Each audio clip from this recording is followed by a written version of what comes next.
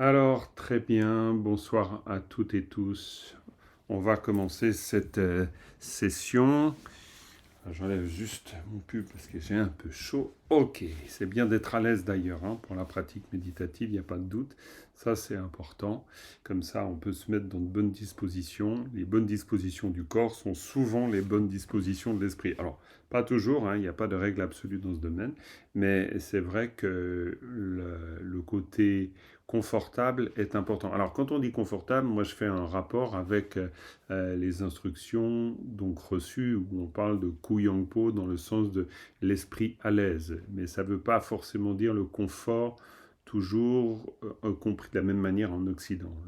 C'est vrai que le confort en Occident, ça peut être avoir par exemple des gros coussins dans lesquels on va s'enfoncer. Ça, ce serait peut-être pas forcément la vision du confort du point de vue de la méditation. Il y a quand même un besoin d'une certaine fermeté. Fermeté du corps, fermeté de l'esprit, fermeté qui ne veut pas dire fermeture, et fermeté qui ne veut pas non plus dire dureté ni rigidité, ça n'a rien à voir. C'est plutôt toujours une question de présence, comme encore une fois, et comme toujours, et comme on va l'explorer, parce qu'on n'a jamais fini d'explorer ça. En tout cas, à nouveau, bonsoir aux personnes qui arrivent, et nous allons commencer par une prise de refuge, développement de l'esprit d'éveil. Je réexplique non pas tout le sens développé, mais simplement pour vous dire, je vous réexplique pourquoi. Parce que ce qui est proposé ici, c'est une approche bouddhiste de la pratique méditative.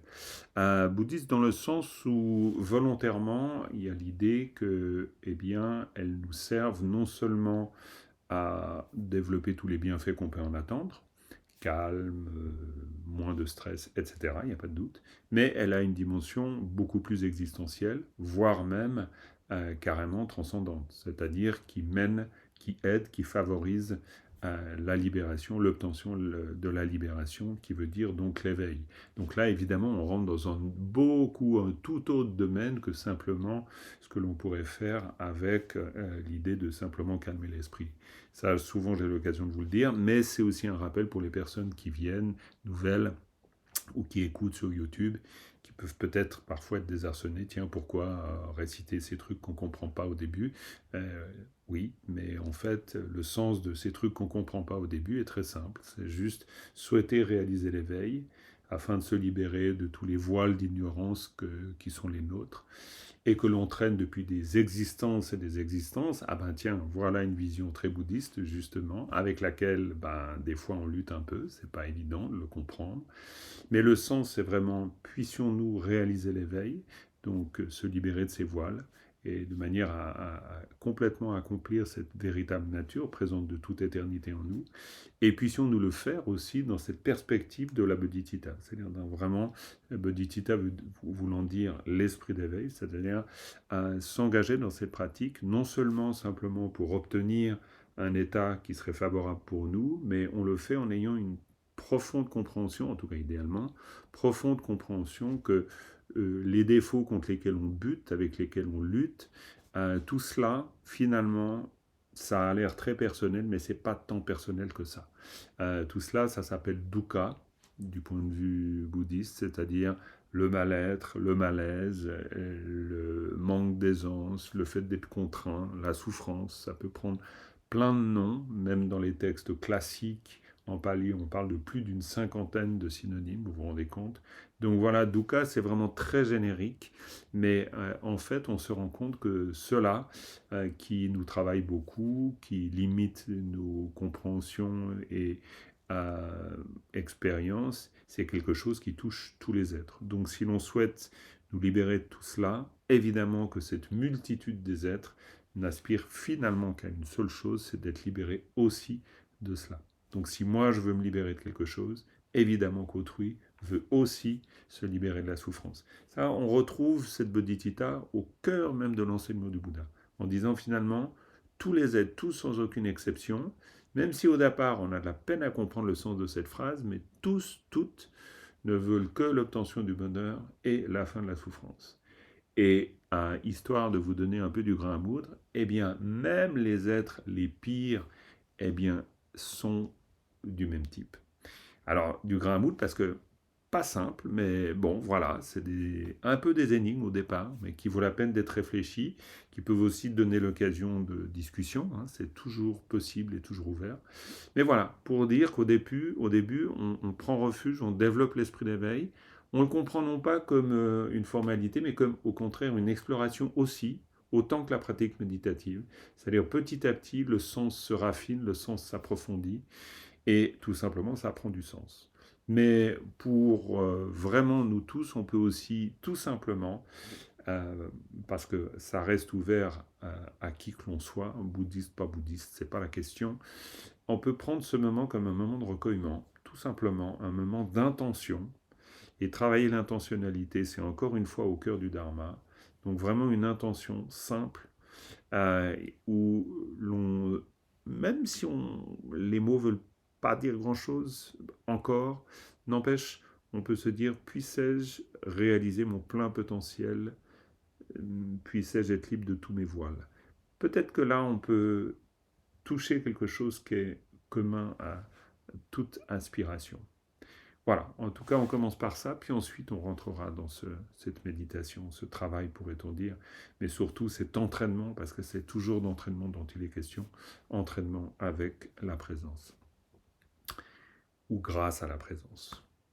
Sangye Chutang Tsoge Chonang La Chanchu Paratu Dane Japsuji Dage Chen Tsoge Pesunak Rola Penchiri Sangye Drumpaishu Semchen Tamche Deva Tang Deve Judang Den Parai Dungal dang dungal ke ju dang chol warai juruj.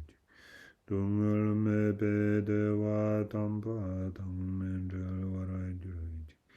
Nyeri ja dang nye dang chol ve dang nyam. Chen po la na parai juruj.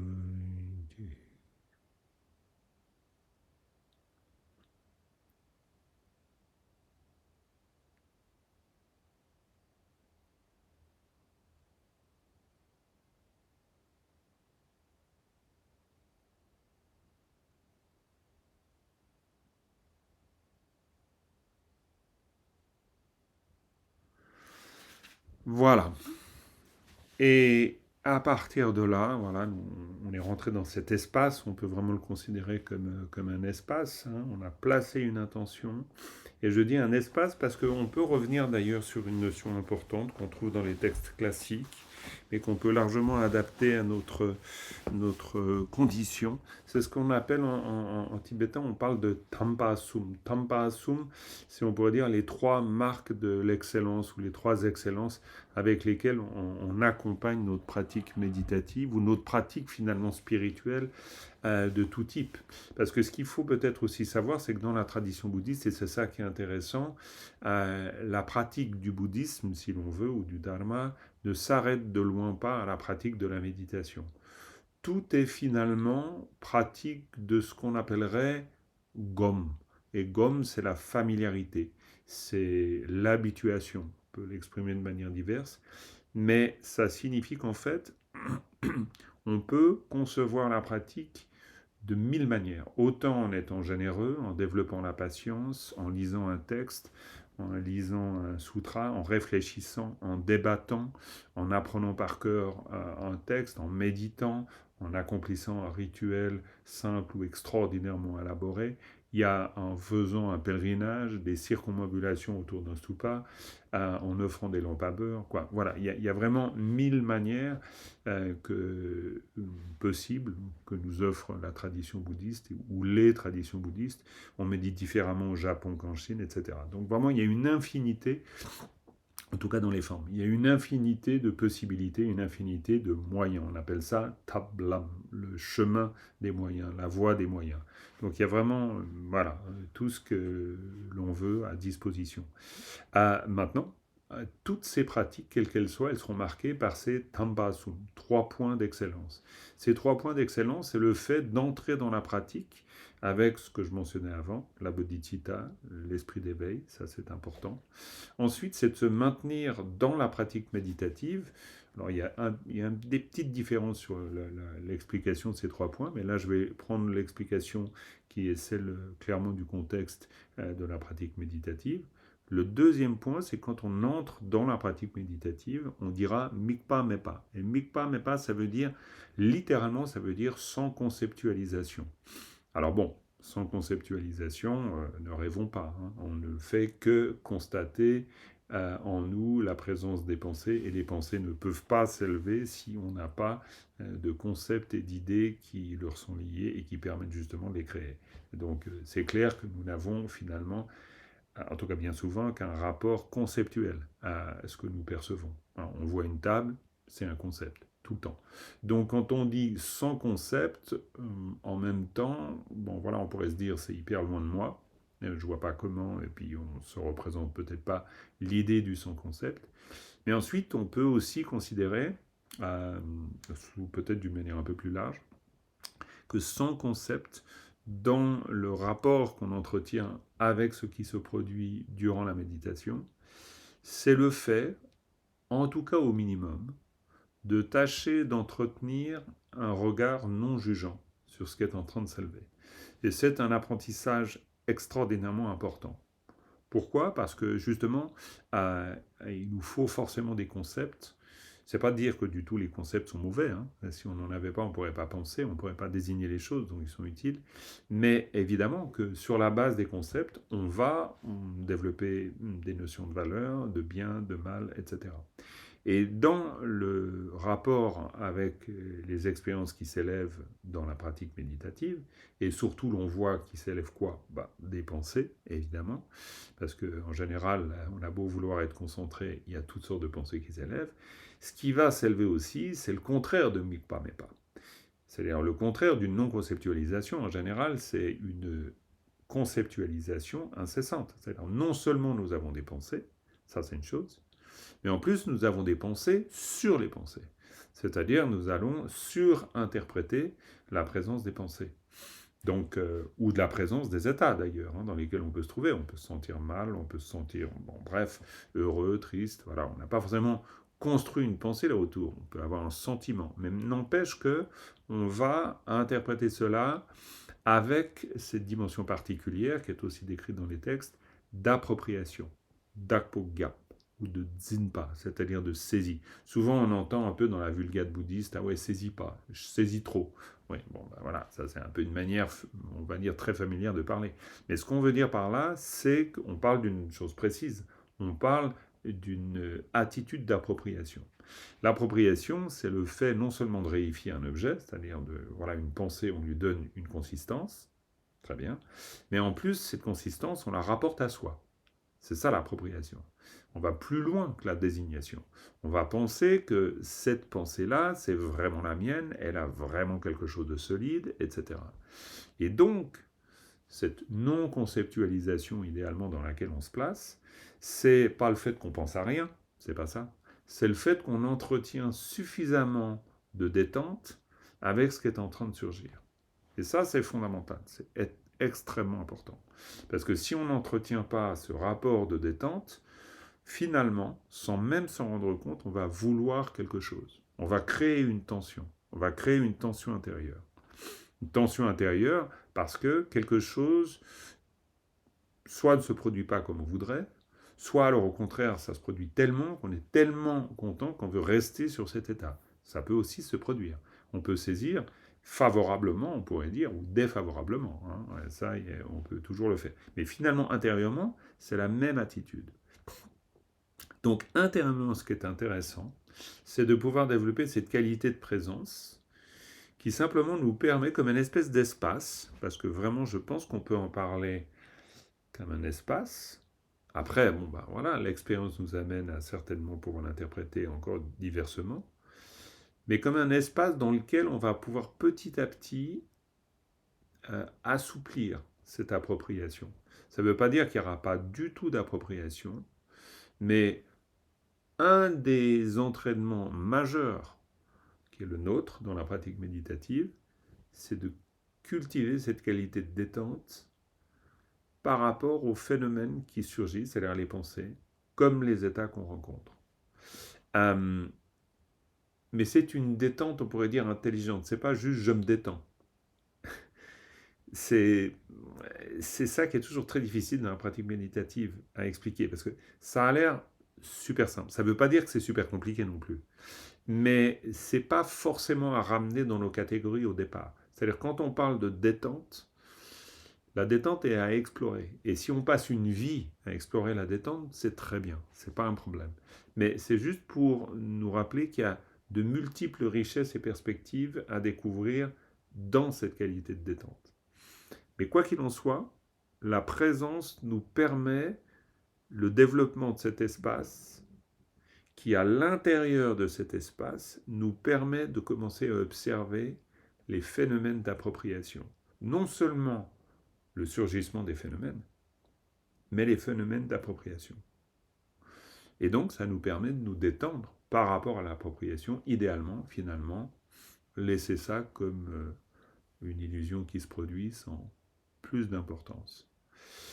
Alors attention, par rapport à ça, quand je dis sans plus d'importance, ça me fait me souvenir immédiatement des instructions de la Matenzang, donc mon maître, et que beaucoup d'entre vous connaissent, et qui insistait sur en précisant le sens de détente, sur ce qu'on appelle Jim Le.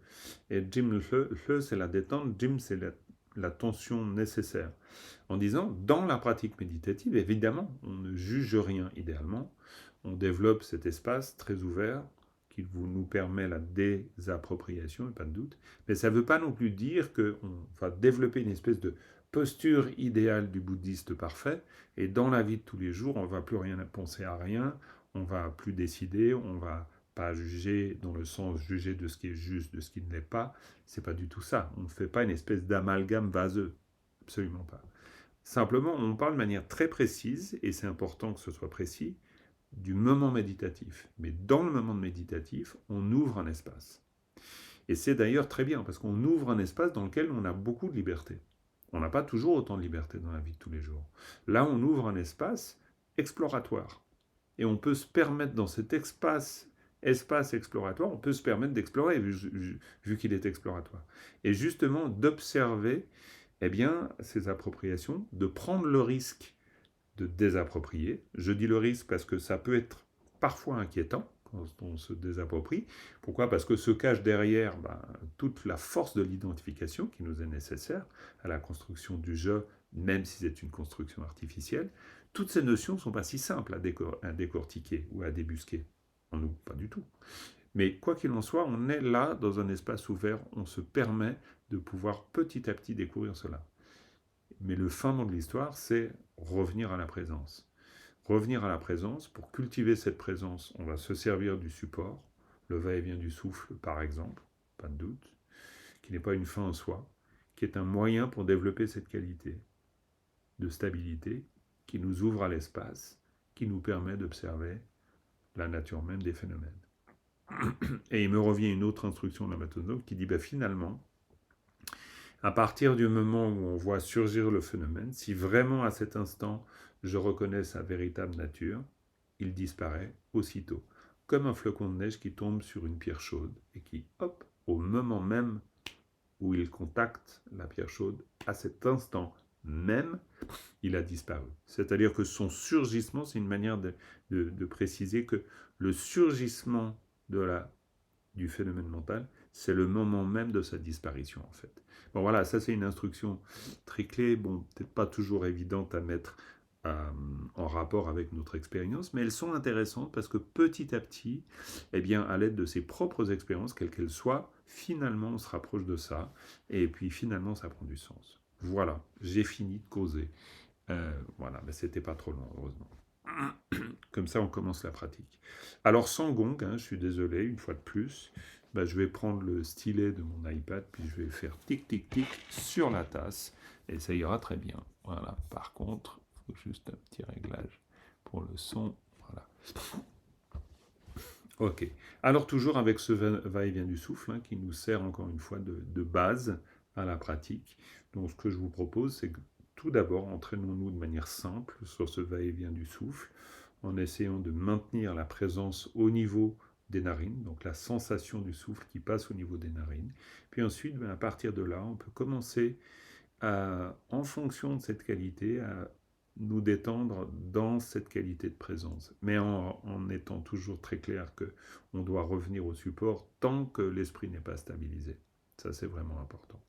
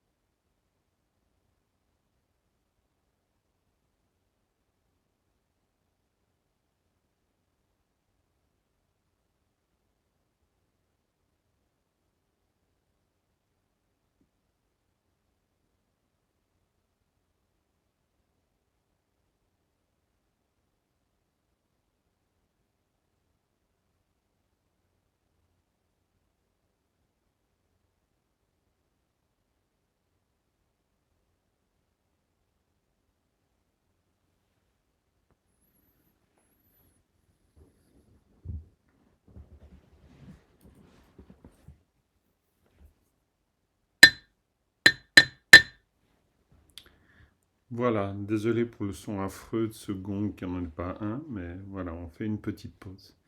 C'est important de faire une petite pause pour que, voilà, on soit... Si jamais on était parti dans une grande distraction, eh bien pour pouvoir sortir de cette distraction, évidemment, à revenir dans quelque chose de plus frais, sortir d'une espèce de rail dans lequel on est. Et puis sinon, bah, tout simplement, prendre, c'est pas vraiment reprendre des forces, mais voilà, c'est peut-être une petite pause avant de repartir dans cet exercice. C'est vraiment un exercice, hein, Lojong, en tibétain, on utilise beaucoup le terme de l'entraînement de l'esprit, et c'est vraiment de cela dont il s'agit. Là, on entraîne l'esprit à rester avec le support, le va-et-vient du souffle.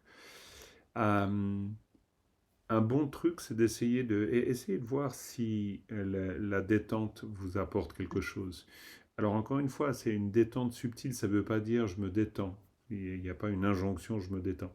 C'est juste la détente dans le décompte, c'est-à-dire juste dans l'observation, ce qui se produit. En tout cas, ce qui est complètement étonnant, c'est que cet exercice, aussi simple soit-il, on peut le mener jusqu'à développer les qualités de Chiné, c'est-à-dire la pacification de l'esprit, qui est vraiment la pacification, quand on dit pacification de l'esprit, c'est pacification des émotions perturbatrices. Les fameuses kleshas, c'est le fait que survient la stabilité naturelle et que petit à petit on peut voir, alors on commence à voir la véritable nature de l'esprit, c'est-à-dire l'essence même de la conscience, en fait. Ce qui est intéressant par rapport à la pacification de ces fameuses émotions perturbatrices dont on parle beaucoup, surtout dans les réfectoires des centres bouddhistes, c'est qu'en fait, la stabilité amène une naturelle pacification. Parce qu'en fait, euh, après, par l'expérience, on finit par comprendre que c'est que l'appropriation qui développe les fameuses kleshas. S'il n'y a pas d'appropriation, bah, finalement, c'est assez détendu. Donc, il n'y a pas non plus, on ne met pas de l'huile sur le feu, en fait. Alors que toute cette attitude, c'est des attitudes intérieures, évidemment. Hein. Cette attitude d'appropriation des phénomènes mentaux, c'est ce qui va donner lieu au développement de toute forme de réaction. En fait, ce qu'on découvre, c'est que le Bouddha a raison, en fait. Pourquoi Bon, posé comme ça peut vous étonner, mais parce qu'en fait, on se rend compte que quand il y a saisie, saisie, c'est une appropriation. Quand il y a une forme d'appropriation, il y a forcément quelque chose de l'ordre d'une tension qui fait qu'il en découle une souffrance. Alors, dukkha, encore une fois, c'est un terme très générique dans le bouddhisme, mais il en découle quelque chose qui forcément, c'est comme une espèce de point de fragilité. Et ça, c'est quelque chose qu'on peut observer intérieurement, à force de faire cet exercice. C'est-à-dire que naturellement, quelque chose s'adoucit du fait de cette non-appropriation. Alors, non-appropriation, c'est pas non plus non-appropriation complète, mais déjà une détente, ce qui peut amener beaucoup de bien. Hein. Il y a aussi des bienfaits très pratico-pratiques. Hein. Avec la pratique méditative, on n'est pas que dans une vision purement transcendante qui vise à réaliser l'éveil tout de suite comme ça. Hein. Il y a aussi des dimensions simples, très simples. Mais bon, voilà, tout ça est très exploratoire et finit par prendre son sens. Ok.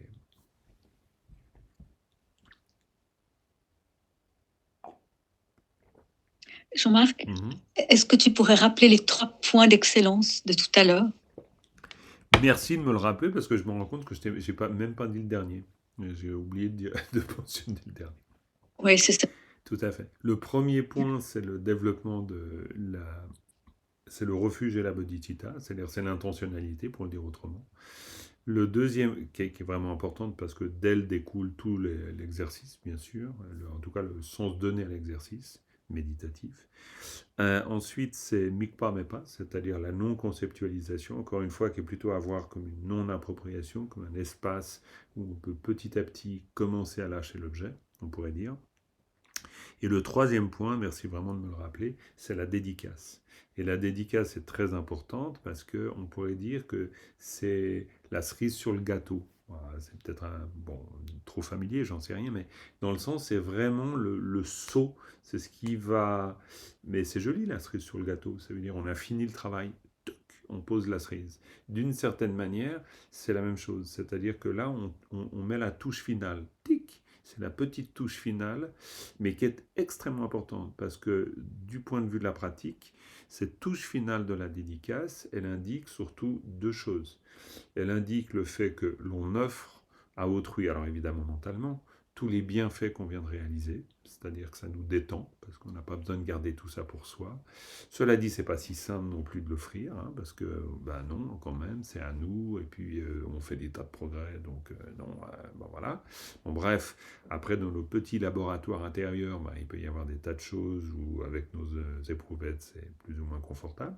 Mais en tout cas, il y a ça comme idée, c'est-à-dire on offre vraiment donc cette vertu à autrui, on s'en défait d'une certaine manière, on s'en dessaisit d'une part, puis d'autre part, ça nous ouvre à la possibilité de la réalisation de ce qu'on appelle l'au-delà des trois sphères. C'est au-delà des trois sphères ou des trois points de référence, alors là c'est un peu plus subtil, c'est-à-dire qu'on comprend en fait, c'est le sens ultime de la dédicace, qu'il n'y a personne qui réellement dédie quelque chose, donc il n'y a pas un méditant vraiment, il n'y a pas non plus une méditation vraiment, et il n'y a pas non plus un bénéficiaire de cette méditation que l'on aurait dédiée. Et ça, c'est on pourrait dire la sublime dédicace, et qui souvent, j'ai souvent vu la Matenzong nous introduire à ça en étant simplement en gardant un moment à la fin de la pratique, on pourrait dire un moment où l'on demeure simplement, sans... Voilà, comme une espèce, on a fait la prière de dédicace, puis ensuite on demeure dans un très court instant, dans une espèce d'attitude complètement ouverte. Ce qui nous familiarise à cette idée de sortir du jeu de ces trois pôles. Donc voilà, j'espère que ça éclaire le sens, Catherine.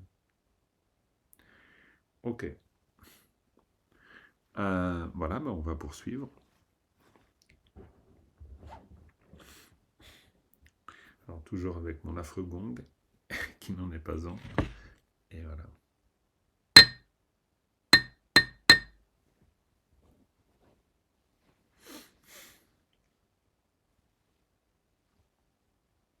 Avec ce même travail sur le support, où petit à petit on entretient cette qualité d'observation, ce maintien léger mais tenu avec le support, et qui nous permet d'ouvrir tout à coup un espace exploratoire en fait.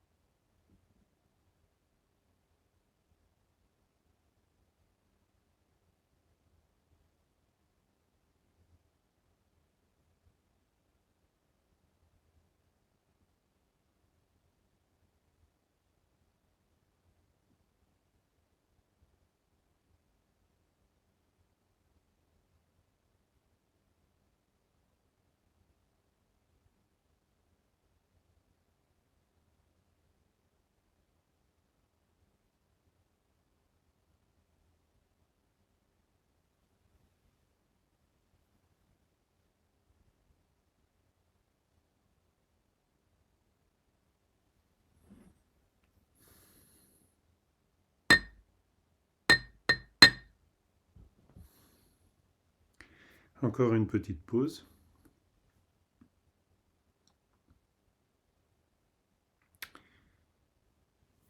Bien sûr que l'espace ouvert, c'est pas seulement celui que l'on crée, quoi que l'on crée, qui se crée dans la pratique méditative, c'est aussi l'espace ouvert entre nous. C'est-à-dire s'il y a un besoin de clarification, une question, un partage, c'est toujours possible. Bon, vous le savez, mais c'est un rappel pour éventuellement des personnes nouvelles. Voilà, parce que ça peut toujours être intéressant et même parfois nécessaire, parce que parfois on est aussi avec quelque chose et puis on ne sait pas trop qu'en faire. Donc voilà.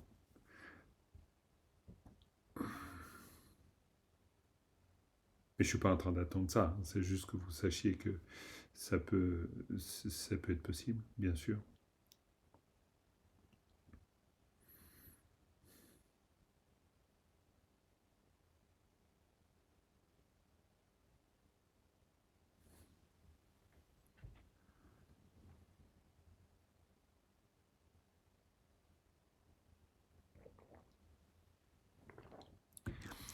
Une fois de plus, ce qui est toujours intéressant, je dis une fois de plus parce que c'est le constat que je fais, mais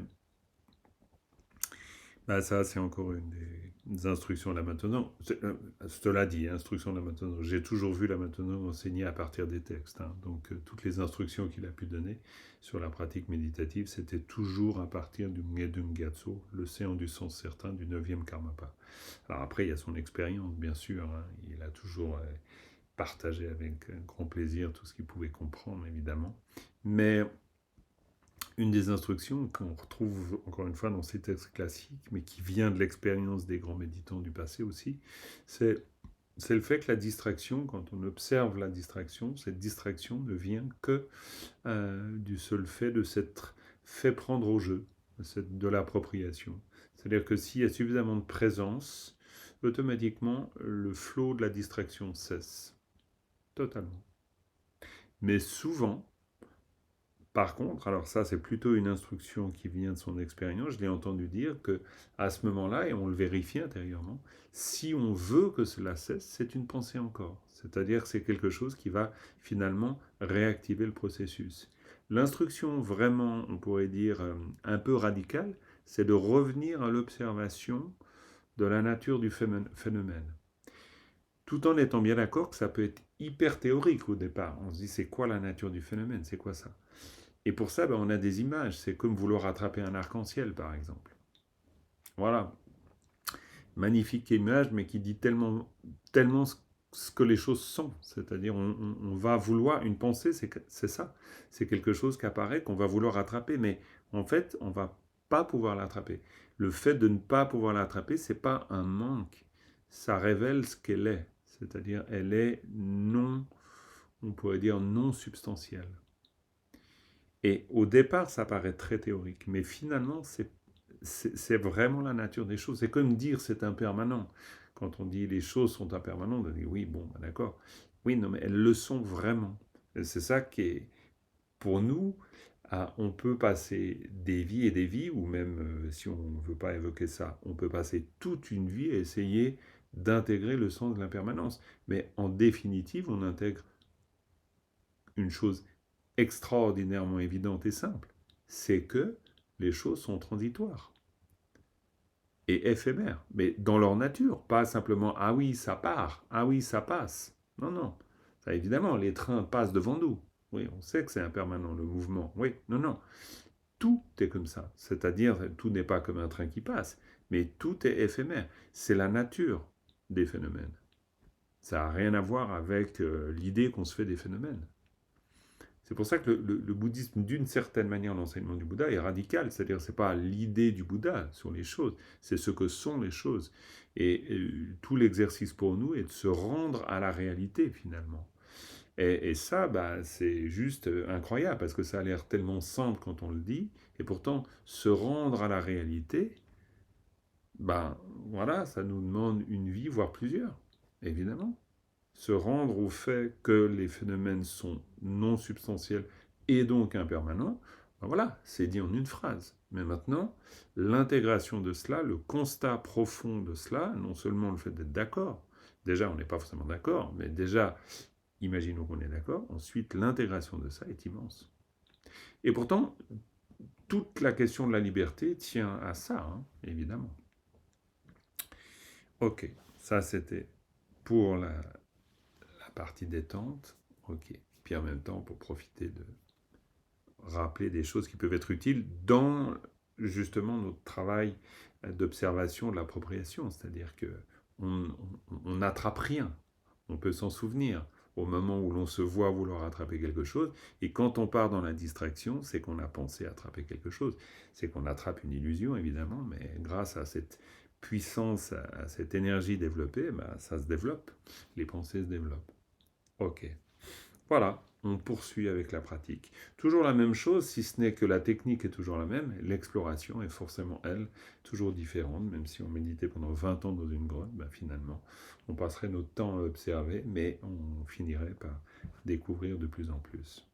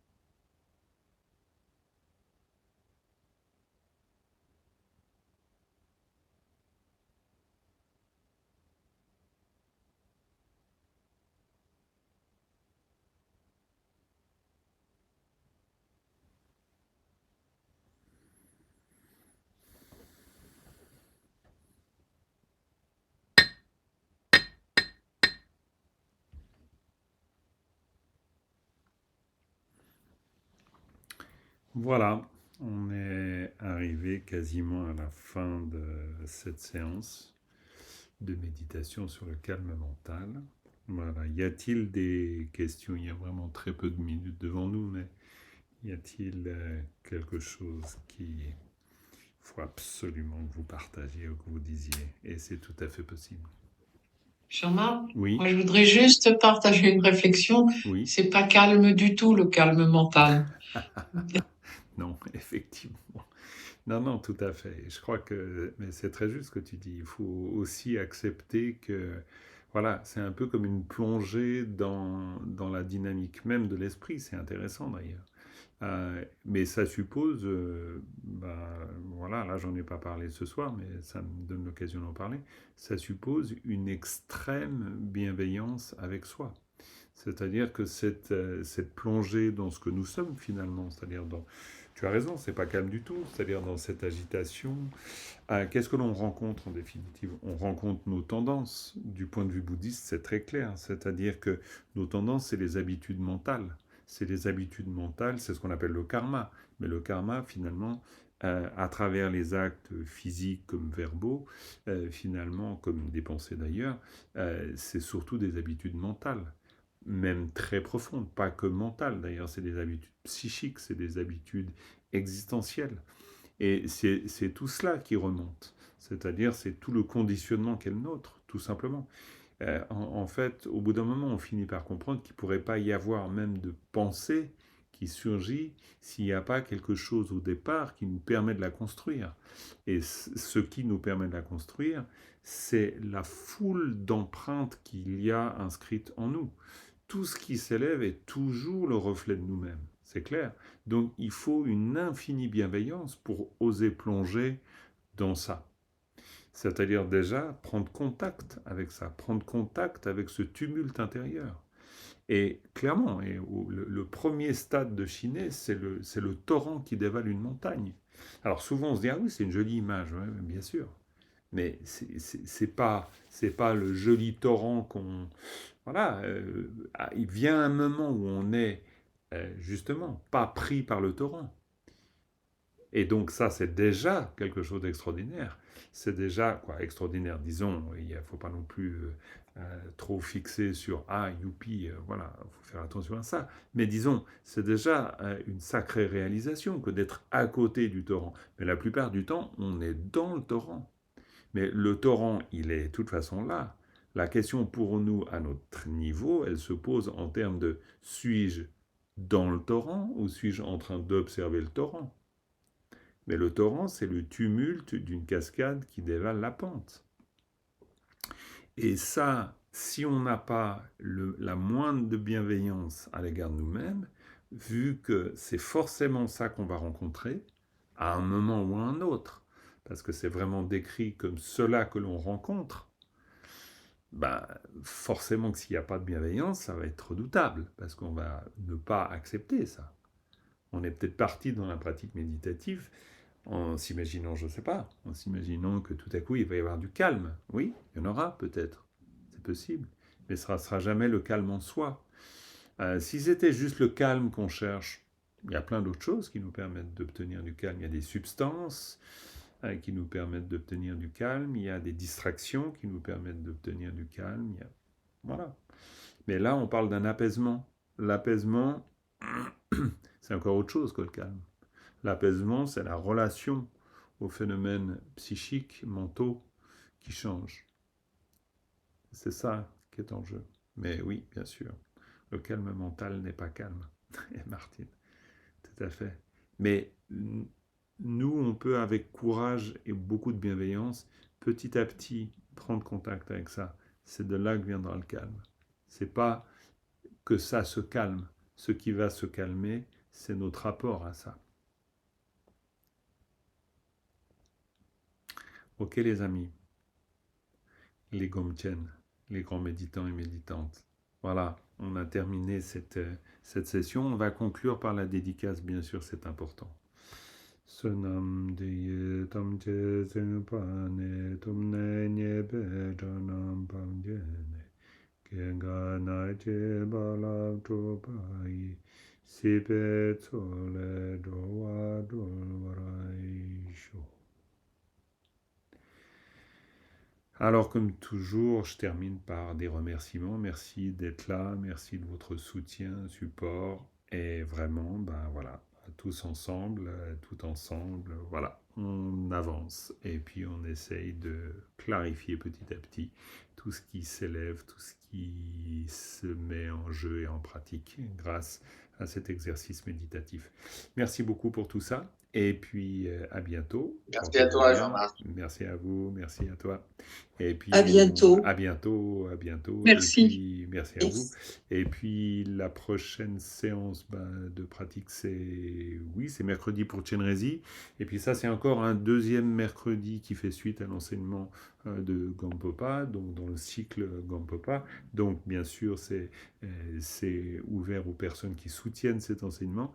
Donc, ça veut dire que la méditation ouverte pour tous, c'est Chenrezig à 18h30. Et puis, sinon, mercredi, dans 10 jours, là, ça sera vraiment une séance ouverte à toutes et tous. Il y a toujours voilà, les infos sur le site, et puis sinon, vous envoyez un mail. Et puis, bien sûr, le groupe WhatsApp, qui est quand même très pratique pour les infos, comme ça qu'on peut échanger. Voilà.